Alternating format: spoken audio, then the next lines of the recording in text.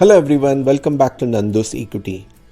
There are only 3 trading days in March and this financial year in Indian stock market, and you have one last opportunity to save tax on your capital gains, whether it is short term and long term.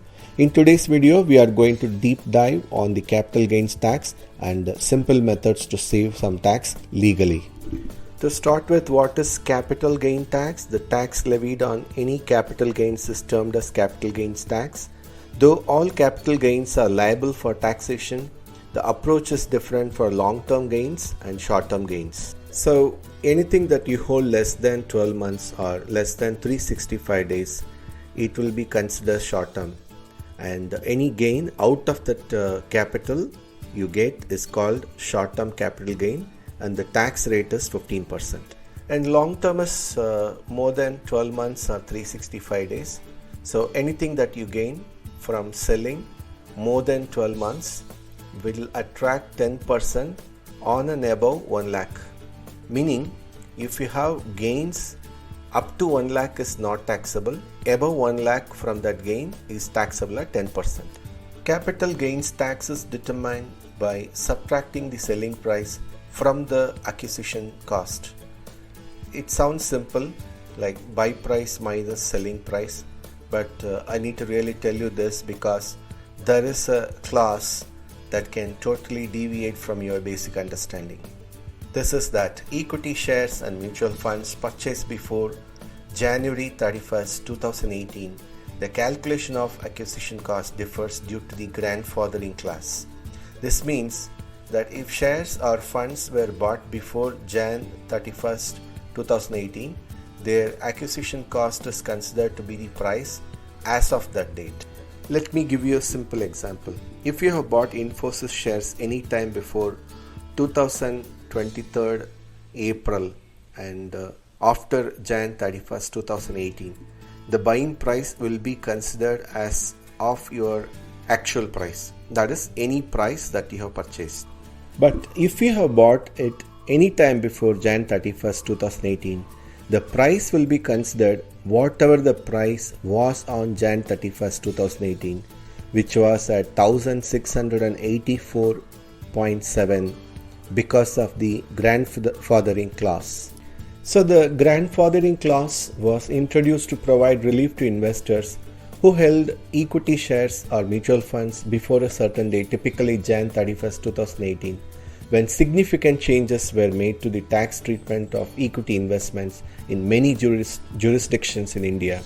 This clause was implemented to avoid imposing a retrospective tax burden on investors who have made their investments prior to the changes in tax law. For example, in our Infosys example, if someone had bought Infosys as part of the IPO long ago in 1993, the IPO listed price by then was 95 per share. So imagine how much of tax burden it would attract if it has to calculate not 1600 plus but just 95 rupees. So the long-term capital gains tax and the income would not be added to the income of the individual. As per section 112A, ltcg income exceeding 1 lakh is taxed at a flat rate that is 10%. So now I believe you have got a clear understanding of what is capital gains tax and how it is treated for short term and long term.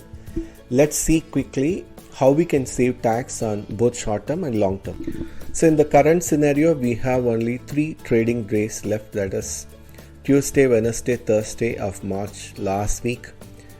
So we have very short period, 26, 27, 28, just all, because 25th is a holiday due to Holi and 29 is Good Friday. Both of these days are holidays for Indian market.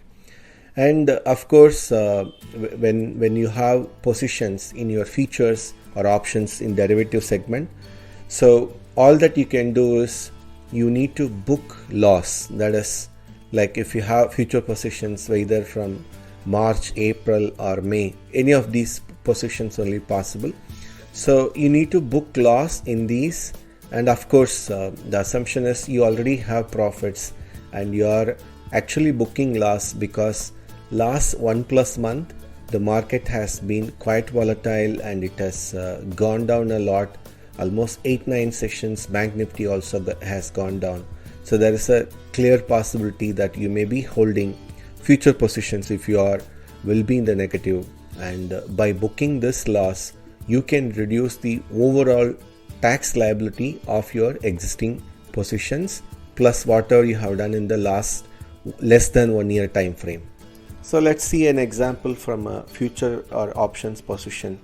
So in the month of February, mid-February, the Infosys share price peaked at 1700, and if you had taken a future position, of course the lot size is about 400. So obviously with the current price at 1500 plus, there could have been a huge loss. Of course, if say I have been sitting on a huge profit from the last 1 year period, and I could take this loss for the current period and roll over my position, meaning I will exit for loss in the current position, buy the position of same Infosys share for the next coming months later. So this way what happens, from my existing profit, this will be negated little bit, whatever the loss, so I save some capital gains tax from a short term perspective. So this is also applicable to any of the stocks or mutual funds that you have held less than 365 days or less than 12 months, and if you are in a loss making position, exiting them will reduce the short term gains tax. And similarly, if you are holding any long term positions that are more than 1 year and your current long term capital gains tax is more than 1 lakh, you can reduce it by selling some of the long term holdings that are negative and buy them back in April 2024. What you just heard is called tax harvesting, and it is fully legal and permissible. What an individual needs to do is simply sell their listed equity shares and mutual funds and then buy it back after some days. So mostly we sell this whatever is in a negative position or loss making position, but of course if you are selling anything that are positive, you'll be adding up to your long term and short term gains tax. So it's not without risk. The first risk is that particular stock might go up compared to the current price that you sold.